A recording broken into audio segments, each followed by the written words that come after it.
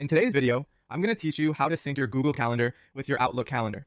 This is a fantastic way to make sure that all your appointments, meetings, and important events are in one central place, no matter which platform you prefer to use on any given day. So let's dive right in. First, we'll need to retrieve a special link called the iCal link from your Google Calendar. Start by opening Google Calendar in your web browser. Once you're there, look towards the top right corner of the page for the settings icon, which resembles a gear. Click on this icon to open the settings menu. From here, you will see an option labeled Settings and Sharing. Click on that option. You'll now be presented with a list of your calendars on the left-hand side. Choose the calendar you want to sync with Outlook. After selecting the desired calendar, scroll down until you see the section labeled Secret Address in iCal format. There's a URL here. Go ahead and copy it. This URL is crucial as it will allow Outlook to access your Google Calendar. Now that we have the iCal link, it's time to hop over to Outlook. Open your Outlook Calendar application on your computer. At the top of the application, you'll see various tabs. Click on the Home tab if you're not already there. From the Home menu, look for the Add Calendar option. Once you click this, a submenu will appear. In that menu, you'll find an option labeled From Internet.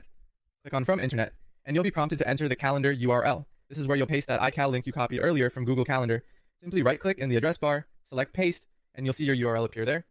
Once this link has been pasted, click the OK button. Outlook will ask for your confirmation to add and subscribe to the calendar. A prompt will appear, asking if you're sure you want to add this calendar to Outlook. Click Yes to confirm. And there you have it. Your Google Calendar events should now appear in your Outlook calendar. This integration will update automatically, ensuring both calendars stay in sync.